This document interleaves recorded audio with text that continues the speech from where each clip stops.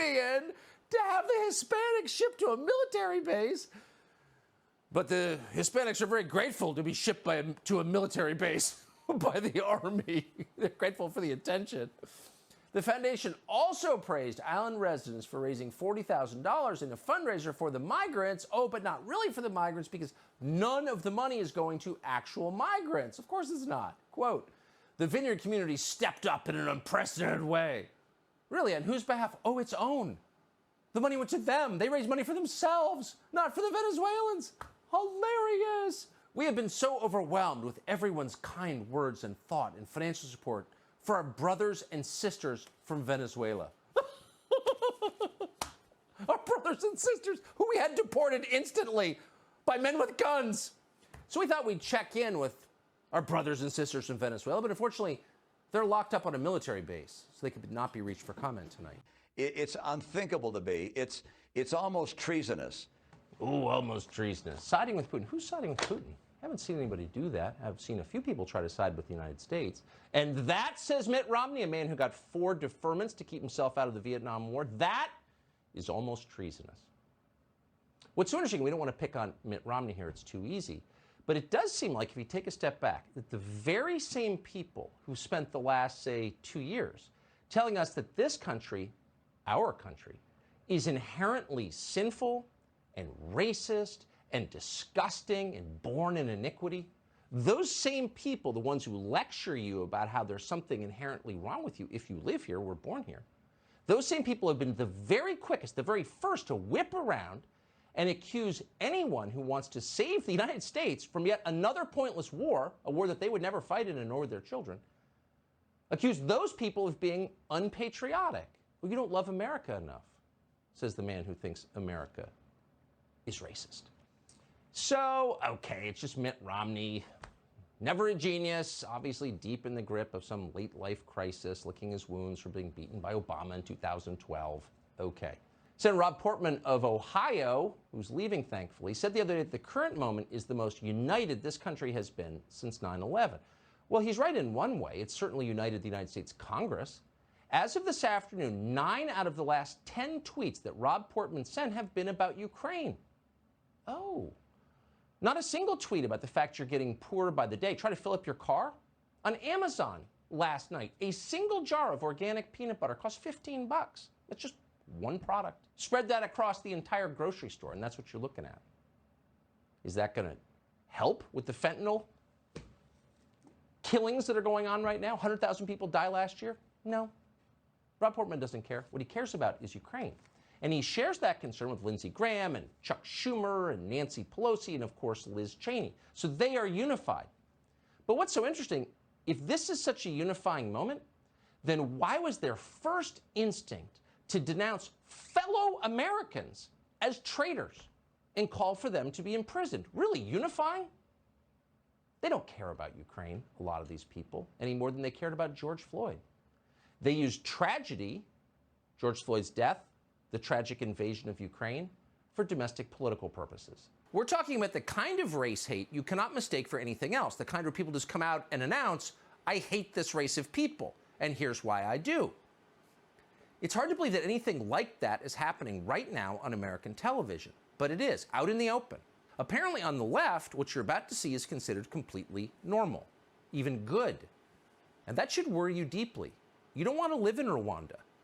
But on MSNBC, they're already there. Now, you probably knew about Joy Reid, the race lady, who's been fixated on race hate for years now. But MSNBC has a new host, someone called Tiffany Cross, who hosts a show called The Cross Connection. Here's a selection. Many of us have seen the dangers when powerful white people decide they want something, they annex it. And they've never had a problem replacing the people who stand in their way. We see American white people are going crazy. They're resorting to violence. This is literally what conservative white folks do when they don't get their way. They turn violent. White people deputizing themselves in some position of authority to have jurisdiction over their life when they need to mind their blanking business. White replacement. It is, after all, a very threat to our survival here. Is there anything worse than white people? They're violent. They're heartless. They're cruel. They're deranged. They're secretive. They're dishonest. In fact, as you just heard Tiffany Cross say, white people are a mortal danger to you and your loved ones. They threaten your life. Are they poisoning the wells? Are they baking bread with the blood of your children? If not, according to Tiffany Cross and MSNBC, they're fully capable of doing those things. They've certainly done worse. This is Hutu Radio. Now, don't be fooled by the fact that Tiffany Cross can barely speak a coherent sentence. She was a communications major, apparently, according to the internet. That didn't work. But the gist of it is very, very clear. White women are dangerous because white people are dangerous. They are, by the nature of their DNA, potential domestic terrorists. Now, you could play the game, well, if any other group were spoken about this way, this would be shut down immediately. And of course, that's completely true. There's no other group in America you could talk about the way that Tiffany Cross and Joy Reid and other anchors in MSNBC talk about white people. But you don't even have to play that game. It doesn't matter what the color is. It's always wrong to reduce people to the color of their skin, to their melanin content, to their DNA, and it's even worse to attack them on the basis of that. And in fact, it's the basis of violence, actual violence. Actual violence. But Tiffany Cross can't be criticized because she's oppressed. That's the key. What kind of talk is that? Well, it's genocidal talk, actually. Not an overstatement. That's exactly what it is. So again, you have to wonder, what does Comcast board think of this? It's not a rhetorical question, really, now that we're talking about sports, because Comcast also owns an NHL team, a hockey team, the Philadelphia Flyers. And maybe not surprisingly, the NHL just published its first ever diversity report. And according to that report, we have a huge problem with hockey. And the problem is there are too many white people in hockey. Now, why is that a problem? No one actually explains. It doesn't need to be explained because it's just prima facie obvious. We've got a lot of white people. That's inherently bad because white people are inherently bad. Again, do you want to live in a country where powerful people talk this way? What do you think it looks like in 5 years? The head of the NHL's, quote, social impact division said, quote, we have a lot of work to do. Again, how does Comcast board feel about this? Will the board undergo some kind of forced diversification? What about the NBA and the NFL? Admittedly, we're not following all of this, but as Joy Reid and Tiffany Cross tell us, that's probably because we're white and too stupid to understand. Last week, Twitter suspended Libs of TikTok, specifically for the policy against the promotion of threats, violence, and harassment. So, great job, right? But it's been 7 days, and Libs of TikTok is back now, and they're tweeting right this very minute, this is violence, this is harassment. It's clear what these accounts are doing. It's so funny. Back to the point at the open. When the revolution comes, there won't be tanks and soldiers. There won't be stormtroopers and old uniforms and symbols. It'll be some unmarried 30-year-old woman talking in a sing-songy voice, inflection at the end, right? With her special glasses or complex glasses that don't actually improve her vision. She'll have all kinds of pointless humanities degrees, and she'll be on cable news saying, right, it's violence. But no, John Cornyn has decided to take guns from lawful gun owners. And if there's one reason you vote Republican, it's to prevent that. So it's not surprising that John Cornyn is very unpopular with Republican voters. Watch his reception today at the Texas Republican Convention. Listen for the boos. So let's take our country back, starting with Congress in November. Thank you, God bless you, and may God continue to bless our great state of Texas. This is the biggest possible change. Out with the old United States of America, in with the new. The leaders think it's pretty exciting, as well as, of course, highly lucrative for them and their donors. But wait a second, you may be wondering. Can we trust these people to develop and build an entirely new energy grid to run Western civilization? Do they actually know anything about energy? Do they understand how our current power grid works? Can they fix a go-kart? Can they operate a leaf blower? Do these people have any skills at all, apart from running corporate HR departments and giving TED Talks? Those are fair questions. To answer them, you might consider what has happened in Europe since the neoliberals seized control of the energy grid there. A Wall Street Journal piece from last fall pretty much sums it up. Quote, energy prices in Europe hit records after wind stops blowing. That's the headline. It turns out that windmills need wind in order to produce electricity. On a calm day, the blades stop turning and the lights go out. Now, you may have already known that, but the green energy people were completely shocked to see it. It took a lot of people by surprise, said one economist, quoted in the paper. If this were to happen in winter, when we've got significantly higher demand, then that presents a real issue for system stability. So clearly we have a significant design flaw here, but this is 2022, so it's hardly insurmountable. You can just trust the science.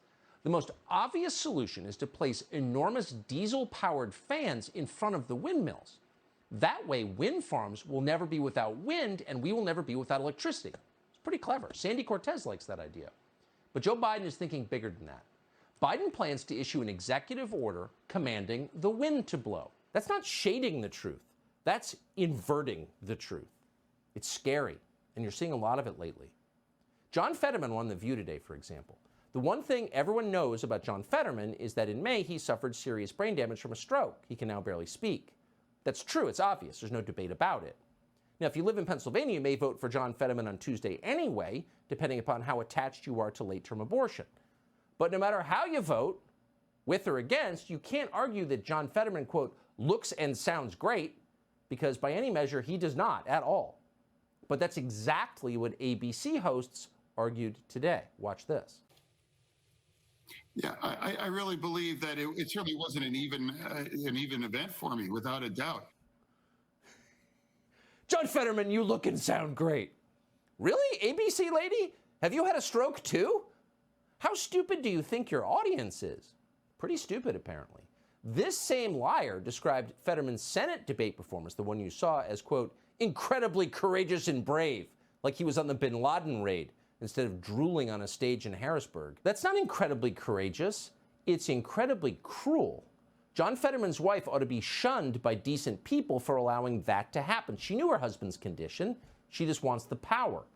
It's disgusting. John Fetterman should have dropped out of the race in May with the encouragement of his loving wife, which apparently doesn't have. We mark the swearing in of the first woman in American history elected to national office, Vice President Kamala Harris.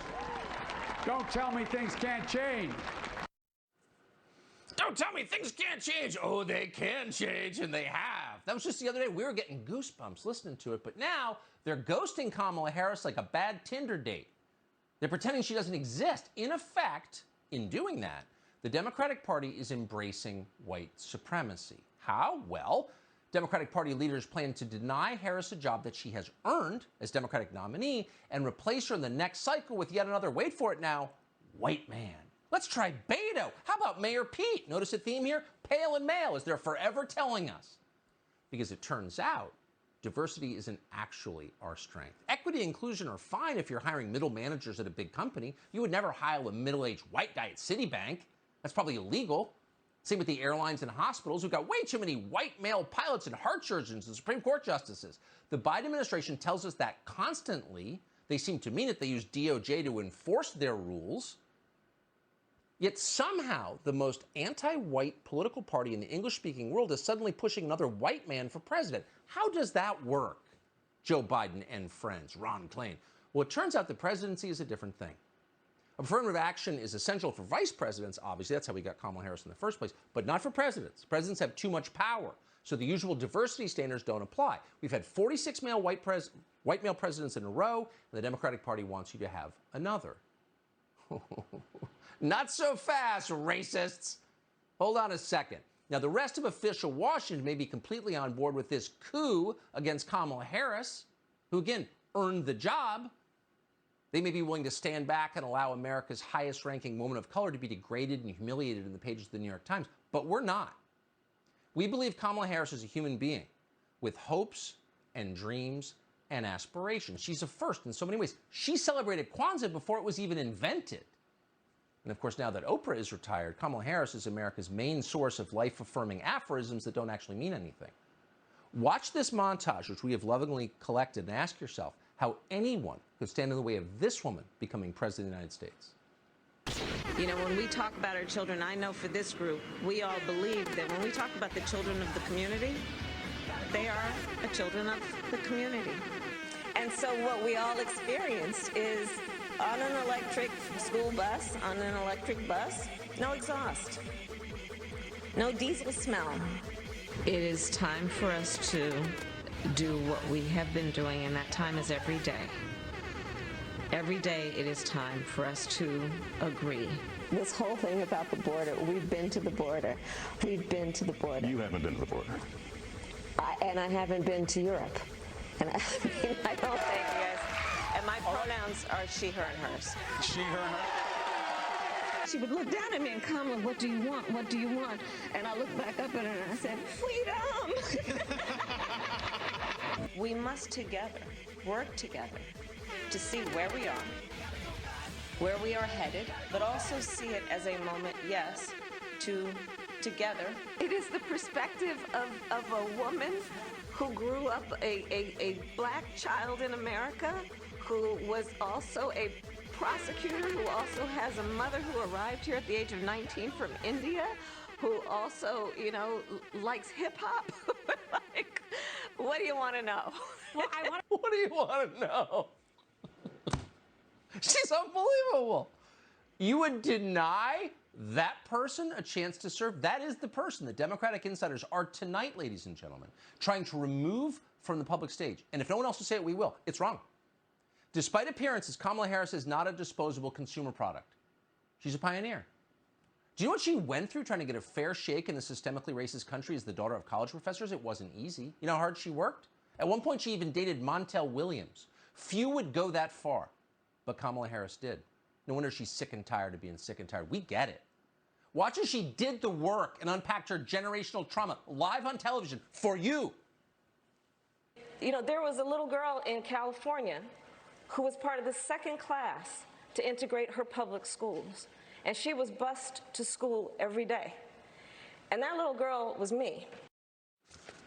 Yeah, that little girl was me. Now, that little girl actually grew up in French-speaking Canada, not in the Jim Crow South. But whatever. Look what she's become. Now, simply because she's a moron and no one likes her or even agrees on how to pronounce her first name, the Democratic Party is trying to throw Harris away, toss her out the window like a used Big Mac wrapper. Now, Kamala Harris may be stained with secret sauce, but she deserves more than that. Yes, she does. Mediocrity is no excuse for firing someone. A low IQ, a terrible personality, a total inability to do the prescribed job, those are not reasons to deny someone a job. The Biden administration has told us that repeatedly. So denying Kamala Harris the Democratic nomination in 2024 is nothing less than a form of insurrection. It's an attack on democracy and on our sacred norms. It's disinformation, probably Russian in origin. Whatever it is, we cannot allow it. And as long as this show is on the air, we won't. Tonight, we are endorsing Kamala D. Harris for the 2024 Democratic primaries. She deserves it, and so do Democrats. They created her. They should be forced to live with her. And anyone who disagrees with that is, by definition, a racist. Subscribe to the Fox News YouTube channel to catch our... Let's fucking go, dude. Holy shit.